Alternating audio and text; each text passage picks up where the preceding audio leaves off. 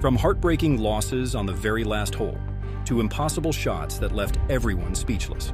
These are the most unbelievable moments ever. And first we start immediately with the saddest PGA Championship incident. Why? Because this major can be brutal. And nothing shows that more clearly than what happened to poor Mito Pereira at Southern Hills in 2022. This was straight-up heartbreak caught on live TV. For 3.5 days, this 27-year-old Chilean kid, who nobody knew, was playing like a seasoned champion. His ball striking was ridiculous. His putting was rock solid. The guy looked completely unfazed by the pressure of leading a major. So here he is on the 18th tee Sunday afternoon, holding a one-shot lead. After 71 holes of amazing golf, he's one good drive away from becoming Chile's first major champion. One good swing from immortality. You can see the tension in his face. His routine looks a tiny bit rushed. His practice swing has this little hitch in it.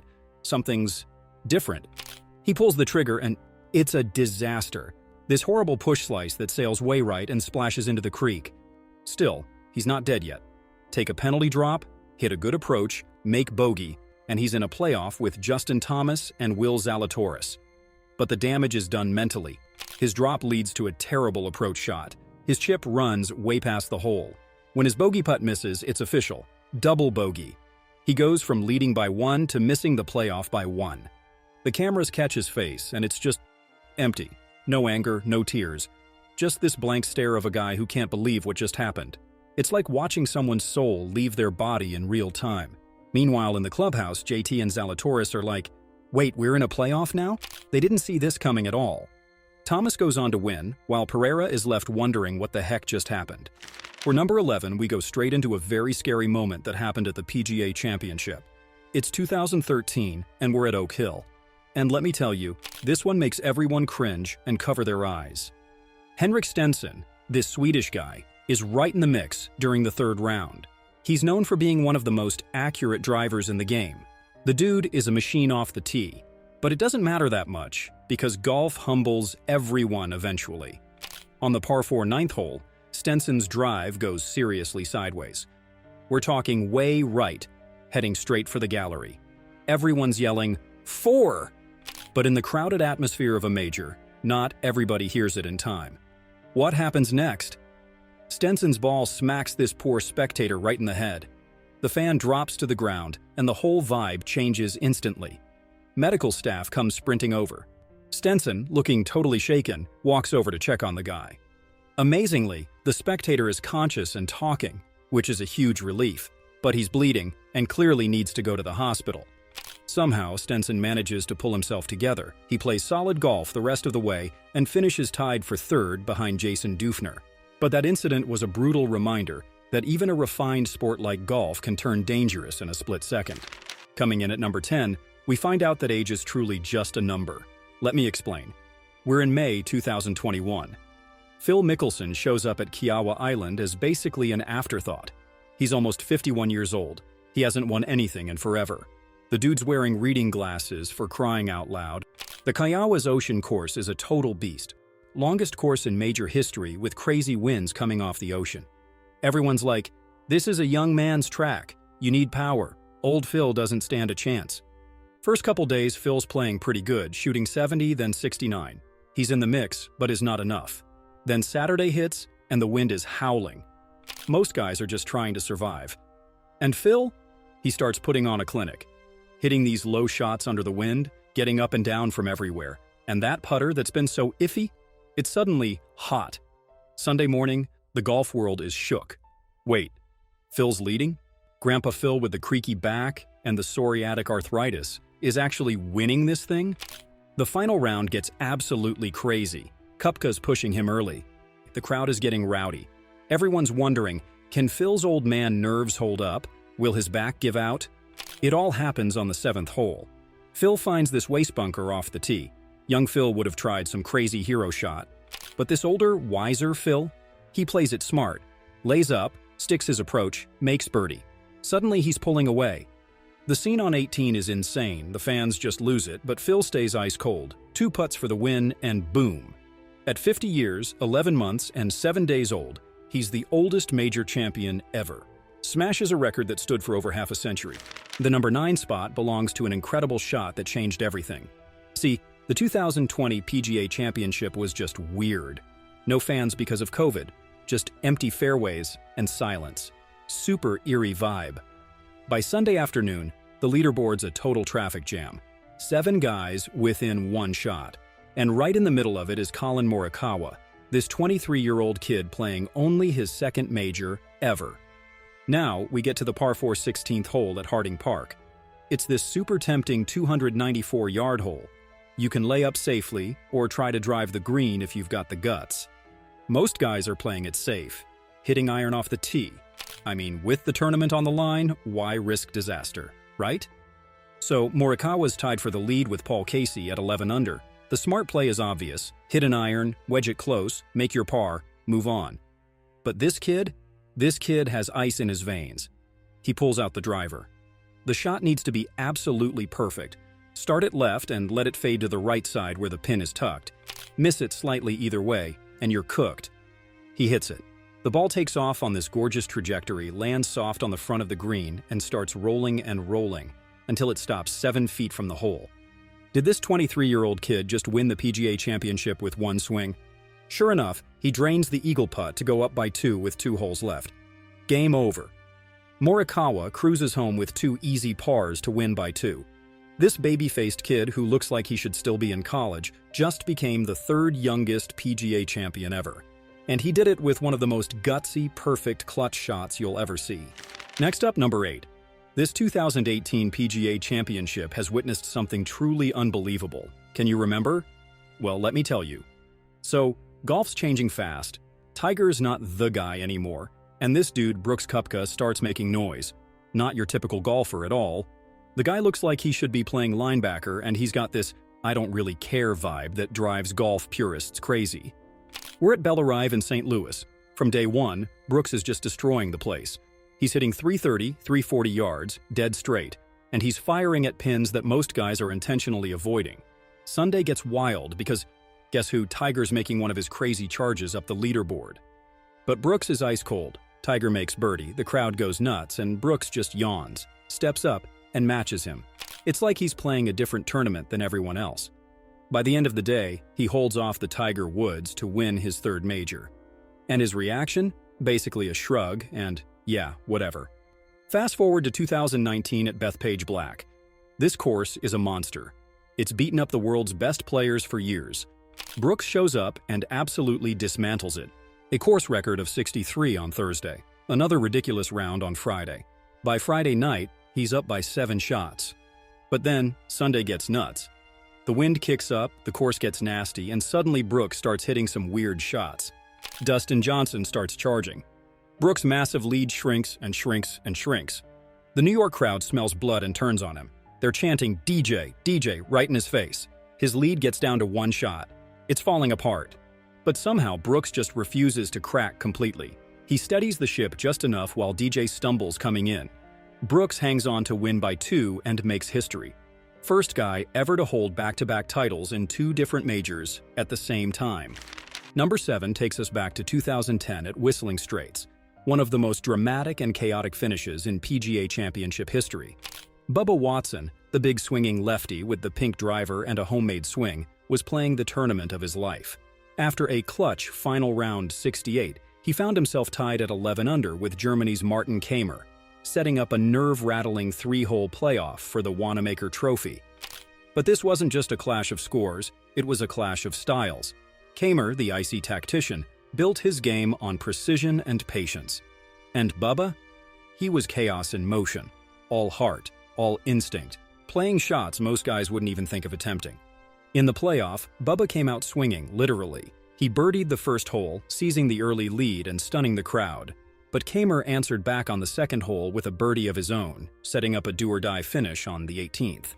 Both players missed the fairway, but this is where the styles really showed. Kaymer played safe, laying up, trusting his wedge game. Bubba, true to form, went for it all.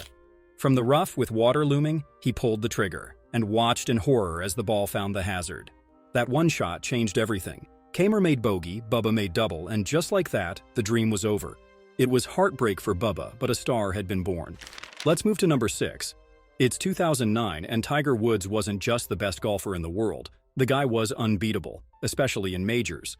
14 times Tiger had a lead going into Sunday of a major, and 14 times he'd close the deal. Not once had he ever coughed up a final round lead, not once. So who's standing in his way at Hazeltine? Ye Yang, this 37-year-old South Korean guy most casual fans had never even heard of. This dude had survived a childhood accident, worked construction, and didn't pick up golf until he was 19. And this time he goes, against Tiger? Come on. Tiger's up by 2 shots Sunday morning. Everyone's thinking, okay, just give him the trophy already. But then, Tiger starts missing putts. Not long ones, short ones. Gimmies. The kind he never misses when it matters. Meanwhile, Yang just keeps hanging around like nothing. The back nine gets crazy. Yang chips in for eagle on 13 and takes the lead. Everyone watching is like, is this really happening right now? Then comes the 18th hole. Yang's up by 1, he's staring down the shot with a tree between him and the flag. The smart play is to aim away from the pin, take your par, and hope Tiger messes up. But Yang? Nah. This guy pulls out a hybrid and absolutely sticks it to 10 feet. Tiger's shot misses the green. Game over. Yang drains his birdie putt and wins by 3. Just like that, the unbeatable Tiger Woods gets beaten. The streak is dead. A guy who started golf at 19 just took down the greatest player ever. First Asian-born player to win a men's major, too. This was David knocking out Goliath with one perfect swing. Sliding in at number 5, we witnessed the greatest comeback ever happened at the PGA Championship, all directed by Justin Thomas. We're at Southern Hills, 2022. By Saturday night, this Chilean guy, Mito Pereira, who most casual fans had never even heard of, is somehow up by 3 shots. Meanwhile, Justin Thomas is basically forgotten about. 7 shots back. Nobody's even thinking about him. The TV cameras are barely showing the guy. He might as well be playing a different tournament. JT's Sunday starts with a bogey. Great. Now he's 8 back. The broadcast is all Pereira, all the time. But then the Oklahoma wind is going wild, and weird stuff begins happening. Guys at the top of the leaderboard start leaking oil. Bogeys everywhere. Double bogeys. The leader starts looking shaky. And Thomas? He's quietly making moves. Birdie on 9. Another on 11. Clutch par, save on 12. By the time he birdies the 17th, people are starting to whisper, wait, is JT actually in this thing? He's still 3 shots behind Pereira standing on the 18th tee. He needs a birdie just to have a prayer. Boom, he nails a clutch putt on 18 to post 5 under in the clubhouse. Then this young gun, Will Zalatoris, also finishes at 5 under. But Pereira's still leading by 1 with just the last hole to play. Par wins. Bogey forces a playoff. What happens next? Drama. Pereira, feeling the pressure like a ton of bricks, absolutely craters. Hits this wild slice into the creek on 18, makes double bogey and doesn't even make the playoff. The poor guy goes from holding the trophy to finishing 3rd in like 5 minutes. So now it's Thomas versus Zalatoris in a 3-hole playoff, and JT just stomps him. Birdies the first 2 playoff holes, while Zalatoris can only make pars. Game over. From 7 shots back Sunday morning to holding the Wanamaker Trophy Sunday night. The kind of comeback that almost never happens in majors.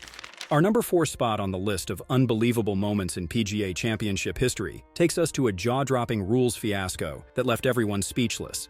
2010 at Whistling Straits wasn't supposed to end with everybody freaking out and flipping through rule books. But man, did we get one of the craziest, most gut-wrenching finishes ever. So here's Dustin Johnson, this tall, athletic dude who makes golf look ridiculously easy.